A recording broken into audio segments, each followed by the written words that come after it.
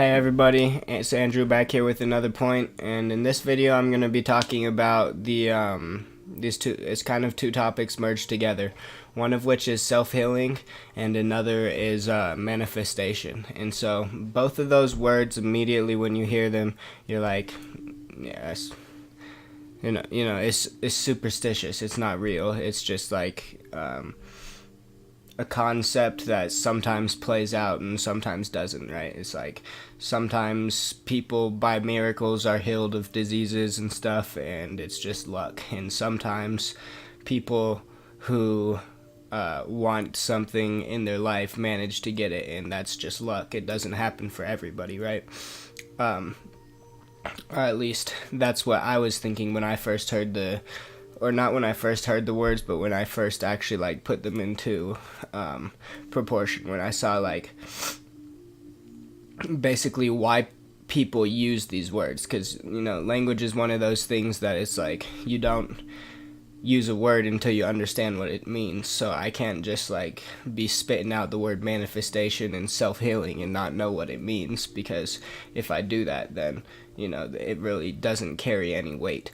But when I figured out, when people who actually had an idea what self-healing was and manifestation, when they used that word and I actually put it into concept and figured out what it meant, that's what my first opinion was on it. Is it's superstitious and it's luck, it's by chance, it doesn't always work. But now a little bit further along my road of understanding like the inner workings of the world and stuff, and having put it into practice myself, I'm actually ready to kind of go into depth on what it means to me, as now I'm what you would call a believer of these things, and I want to kind of express to you their power. And so first thing I want to say before I get it started off is these aren't like badges, like I'm a self-healer, I can heal myself, or I have the power to manifest my future. That's not necessarily what this is. I'm not trying to say people who don't know how to do this aren't as powerful or good or whatever. If you choose not to use these things, by all means, just let things fall into place how they're supposed to fall into place. Patience, just no need to push things into action, just let it happen. If maybe you are supposed to be sick or whatever, then just let it happen. There's no need to try and force a disease to go away, because by doing that, sometimes you can just make the disease worse and all kinds of other things. And probably the same thing goes with manifestation. Like if you want a house or something and you just like constantly trying to get it, and it's just not in the cards, it's just not going to happen, then all you're doing is wasting time, right? So I'm not saying that you have to learn how to use these things by all means, and if you don't, then you're a dumb person or something like that. Okay, that's not the point of these videos ever, and that's certainly not the point of this one. So I wanted to get that out of the way. But what the point of these videos is more is for you to just have faith in the reality of the world that we live in, and that these things do exist.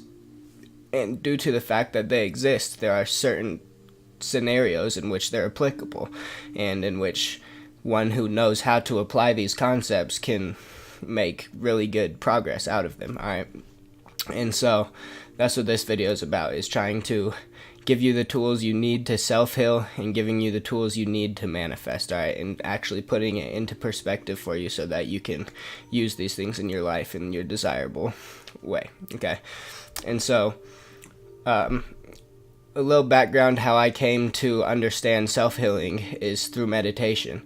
I was at one point a user of hallucinogens, of LSD, alright? And so, as you've probably heard, LSD makes you hallucinate. It makes you see things that are not there, right? However, there are things that our senses cannot actually pick up that do exist. For example, you're in front of you, you may see, like, whether you're on a phone or a computer or whatever, you may see that, but then in the background there's maybe a wall or a floor or something like that. But inside of that wall or floor, there's atoms and there's energy and there's all these countless things. Even in the very air floating around you, there's molecules, atoms, so much stuff that our eyes just cannot pick up and cannot conceive. All right, and so when you're using LSD, your senses in awareness become more acute and allow you to pick up on some of these things. So although many of the things you see while you're under the influence of hallucinogens, LSD, cannabis, mushrooms, whatever, are not real. They're fake, right? But at the same time, some of these things are real. And, that's a very disagreeable thing, but I'm just telling you from my personal experience, they are real, and this is why. It's because if you see something fake, right, and you believe it's real, if you truly, truly believe it's real, then you know what it does? It becomes more and more real in one of these trips. If you, for example, run into a ghost or something in your acid trip or whatever it might be, and you really believe that's real and it's out to kill you, then it's going to do something. I mean, you're not ever going to die because it is, again, fake. But what it is going to do is it's going to have mental things, because it's a mind-created hallucination in the first place. All right, so the only thing it can actually hurt is your mind. It can accelerate your heart rate, which can probably lead to death.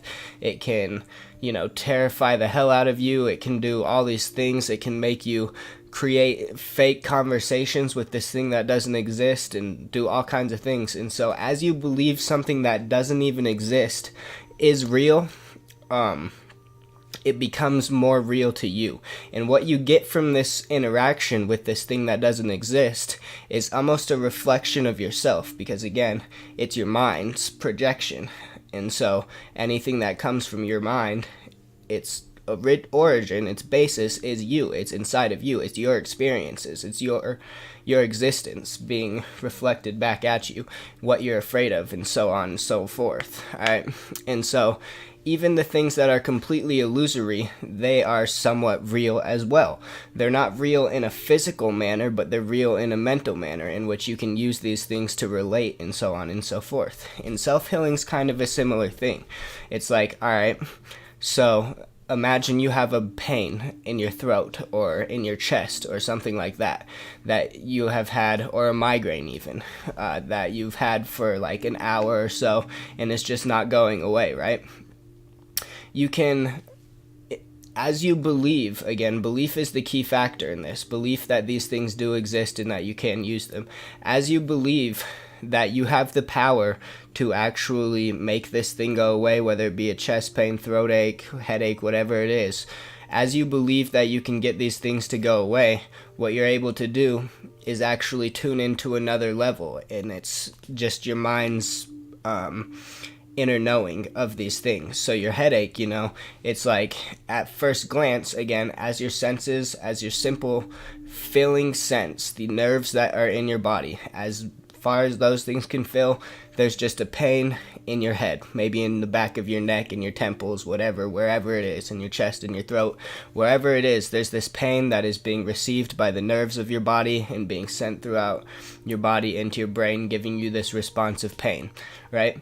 But as you tune into these things and realize or believe that you are actually able to make them go away, then you can kind of tune into the depth of these things, because if it's the nerve that is sending pain to the brain that is then responding with pain as a reaction from that, then there's things that you can do to slow this down, all right?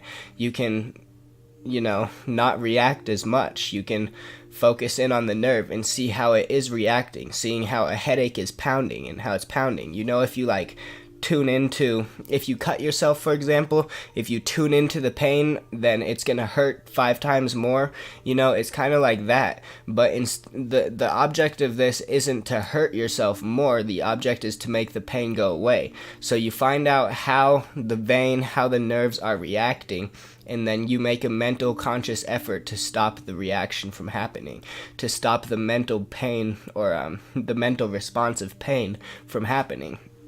And again, it's difficult to do this because you have to first believe it is something that you can possibly do. And just from the standpoint that it's false, that it's impossible, realize the power of imagery, realize the power of visualization, visualize your actual brain thumping, and then visualize that slowing down, and you will actually have a decrease in pain, even though it's probably only going to be temporary.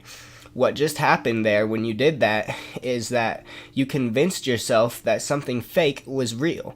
Just like with the ghost in an LSD trip, you convinced yourself that it was real. And by doing that, you're actually able to slowly work your way out of a headache. And so that's how the pain works. It's just like, it's the power of belief. And so now how that correlates into manifestation is that you have to believe that manifestation is possible in the first place. You have to know that it's going to happen, or that it can happen to you in order for it to happen. So I've heard stories of people who they had like a little poster board. If you don't know what that is, it's just a board where you write things out that you want to have, or take pictures of things that you want to have in your life.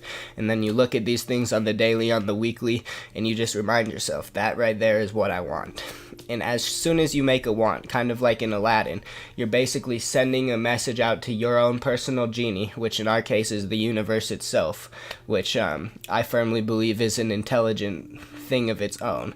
Whether it's God or whatever, the universe itself, it hears your messages. Maybe the thing that's hearing your messages is outside of the universe, I don't know. But all I know is that something is receiving the message that you send out anytime you want something. And so you're able to,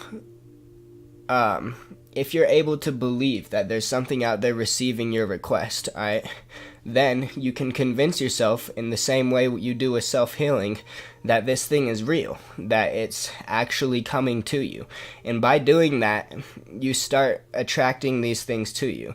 And so I've heard stories, or not stories, but I've heard methods of manifestation in which you you sit there and you act as if you already have the thing. Per se, you want a car, you imagine that you're driving in the car, you imagine how it would sound, you visualize the rims on the car, and like the street that you're driving down and it parked outside of your house, and how the seats would fill and all those things. You put yourself in the moment as if you already have those things, and then you attract them to you. And that may be how it works, that may not be how it works, alright? But it certainly is not going to work for everybody, and the time frame in which it comes to you is going to be completely and utterly different. So I personally believe that the main factor is not putting yourself in the moment, believing that you're already there, because who are we kidding? We're not frickin' there. It's in the future and it doesn't exist, and therefore where you're at in the present is different than where the vehicle or whatever is. So even though it's way out there somewhere, that's not where you are right now, and you need to accept and own up to where you're at right now, in my point of view, before you're ever going to get somewhere else. You have to live through the experience that you're in. And so,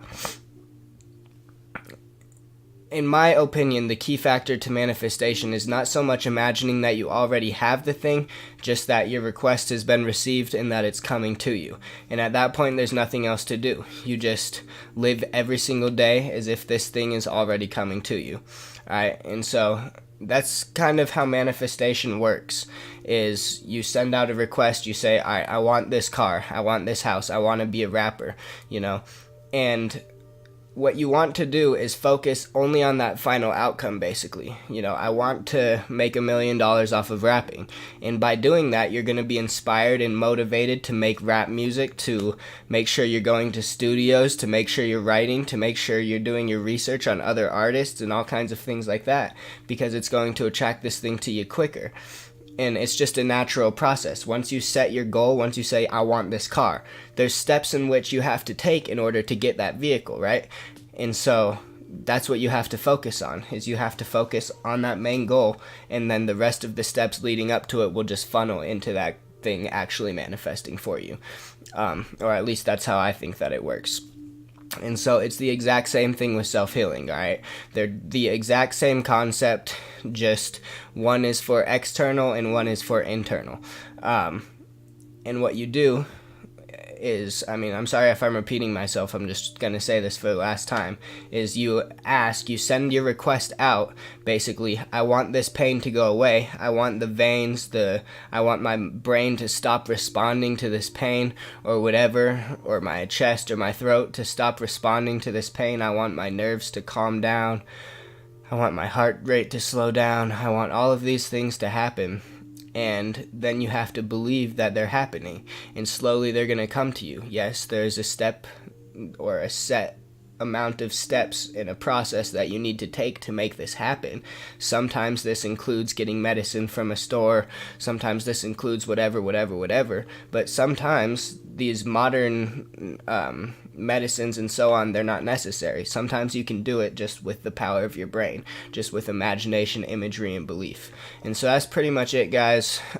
That's the basis of self-healing, of manifestation, how to actually put those things into application for yourself. And the last thing I want to say is definitely, if you're in some kind of cardiac or chronic state in which you can lose your life or, be amputated or something, it is very important that you don't only try and self-heal these things. You need to use common sense. Common sense is a part of the process of, your mind's functioning. You need to go take care of this in the ways that we have it, available, doctors and stuff like that. We have those things because they are, this it may sound confusing, but that's a form of self-healing in its own, assuming that we are all connected and that the universe as a whole is its own being. When this person over here, who's connected to the whole universe, right, goes and asks this person over here to help him out with his, whatever's about to kill him, that's technically self-healing in a universal state. That's the universe self-healing itself, so it's kind of the same process, going and asking somebody else to help you fix your stuff. So definitely don't be afraid to do that. Make sure that you use your common sense and get whatever medical attention you need. But if it's something small, and after you put it into practice for small things, you can possibly move up to bigger things. Same with manifestation. After you manage to manifest the breakfast or the lunch that you want, you can start trying to manifest the car, the house, or the friendship or the girlfriend or whatever you want to manifest. But just start small and then work your way up, and definitely don't be afraid to use the whatever it's called, the normal method of taking care of these things, because that's a part of the process as well. And so that's where it gets complicated, is when do I just use self-healing, when do I use actual healing, or, when do I use medicine, casts, stuff like that, x-rays, and when do I actually just try and manifest a car into my life, and at what point do I have to go and work a 9-to-5 job for 8 years in order to get that car? Where is the midpoint? Where do I actually do that? And that's going to be different for every person, and that's why manifestation, self-healing is, it's chance, it's cards, it's lucky, it's whatever. But at the same time, if you acknowledge that these things do exist, you can begin putting them into practice at a small level, and then begin moving your way up. So that's it, guys. Hopefully it helped, or hopefully this information will help you in the future and will be useful for you. Hopefully I did a decent job putting it together verbally so that you understood it. Talking about putting things together verbally, and I don't even say a real word. Hopefully you guys understood what I was saying there, and hopefully it will be useful to you. Alrighty, appreciate you guys watching. Andrew out. Hope that you guys have a great evening, night, morning, whichever it may be, and I'll see you next time.